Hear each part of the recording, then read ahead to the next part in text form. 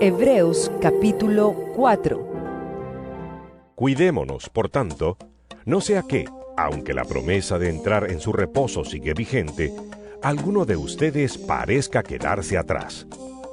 Porque a nosotros, lo mismo que a ellos, se nos ha anunciado la buena noticia, pero el mensaje que escucharon no les sirvió de nada porque no se unieron en la fe a los que habían prestado atención a ese mensaje.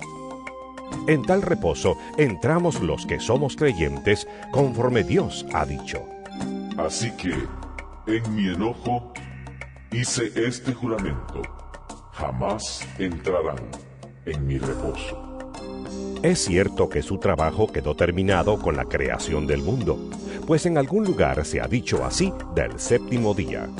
Y en el séptimo día reposó Dios de todas sus obras. Y en el pasaje citado también dice: jamás entrarán en mi reposo.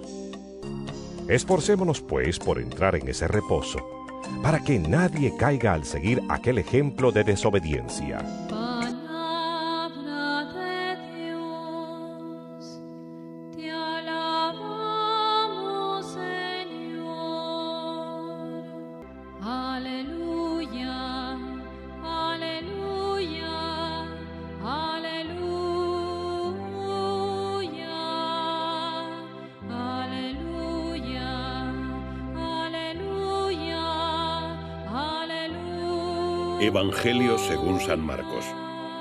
Pasados unos días, entró de nuevo en Cafarnaúm, y se corrió la voz de que estaba en casa.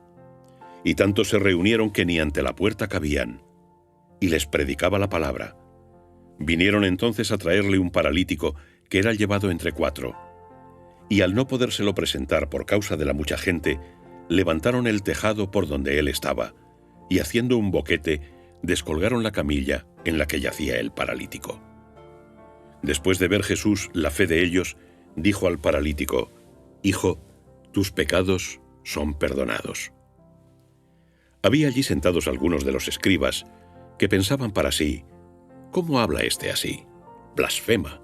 ¿Quién puede perdonar los pecados, sino solo Dios? Al instante, conociendo Jesús en su espíritu lo que discurrían en su interior, les dijo: ¿por qué pensáis así en vuestros corazones? ¿Qué es más fácil, decir al paralítico: tus pecados son perdonados? ¿O decir: levántate, toma tu camilla y anda? Pues para que sepáis que el Hijo del Hombre tiene en la tierra poder para perdonar los pecados, le dice al paralítico: a ti te digo, levántate, toma tu camilla y vete a tu casa. Se levantó, tomó enseguida la camilla y salió a la vista de todos, de manera que todos quedaron maravillados y glorificaban a Dios diciendo: jamás vimos cosa igual. Palabra del Señor. Gloria a ti, Señor. El Evangelio del día de hoy está tomado de San Marcos, en el capítulo 2. De hecho, el pasaje de hoy corresponde al comienzo de este capítulo 2. Es una bellísima historia que hemos compartido y comentado muchas veces. Cristo que está predicando a un número tan nutrido y tan compacto de personas que cuando van a traer un paralítico con la esperanza y la convicción de que puede ser sanado, no encuentran manera de acercar el enfermo a Jesús. Entonces, no se desaniman, no se detienen, sino que los que llevan al paralítico, que eran 4, se van por encima de la casa donde estaba Cristo, separan algunas de las losas del techo y bajan al paralítico para que quede exactamente al frente del Señor. Tal vez el punto culminante del pasaje es esta frase que nos dice San Marcos, que Jesús, viendo la fe que tenían, le dijo al paralítico: tus pecados quedan perdonados. Es un punto culminante por muchas razones. Es culminante porque desde ese momento en adelante cambiará para siempre la historia de ese paralítico. Es un punto culminante también porque nos permite reconocer la profundidad de la mirada de Jesús. Todo el mundo podía darse cuenta de la parálisis que este hombre estaba sufriendo, pero no todo el mundo se daba cuenta de esa otra parálisis que podemos llamar una parálisis espiritual que este hombre tenía. La parálisis corporal era visible a todos.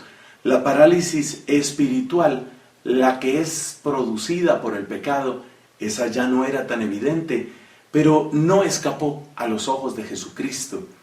Y el hecho de que Él tenga esa mirada penetrante es precisamente lo que hace una diferencia en nuestras vidas, porque a partir de la mirada de Cristo, la verdad empieza a aposentarse, empieza a encontrar de nuevo casa en nuestra existencia, y por eso también ese es un punto culminante. Pero también es culminante este punto por otra razón, y es que nos damos cuenta que Jesús alude a la fe de ellos. Dice el pasaje de San Marcos, viendo la fe que tenían. ¿Y quiénes eran los que tenían esa fe? Si nosotros miramos las acciones anteriores, nos damos cuenta que fueron estos amigos, hay que presumir los amigos, estos amigos del paralítico, los que lo llevaron hasta donde Jesús, los que no se desanimaron por la multitud compacta, los que subieron al techo de esa casa, los que removieron esas tejas, los que bajaron al paralítico para que quedara frente a Cristo. Todas estas acciones son una verdadera profesión de fe. Están mostrando una convicción profunda, que es la que hace que Jesús, viendo tal convicción, viendo tal fe, entonces se vuelva al paralítico y le diga estas palabras. Como por otra parte, lo primero que dice Cristo al paralítico es, tus pecados quedan perdonados. Da la impresión de que si había algo de fe en este paralítico, tenía que ser muy embrionaria, tenía que estar muy en semilla, o quién sabe si ni siquiera existía.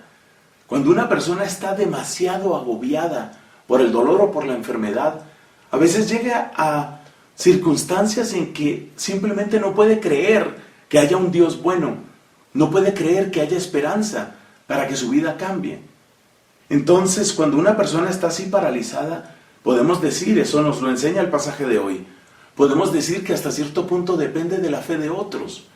Y por eso cuando tú intercedes por aquellos que son paralizados, que están paralizados en su fe, tú estás en cierto sentido prestándole tu fe a esas personas.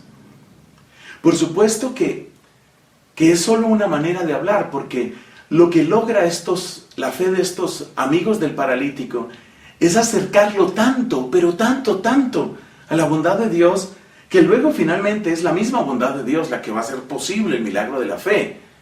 Es decir, la fe siempre viene de Dios y la fe siempre es personal, pero no se pierde la fe de los amigos. Qué hermoso esto para la oración de intercesión. Qué hermoso esto para pensar también en lo que significa, por ejemplo, el bautismo de los niños.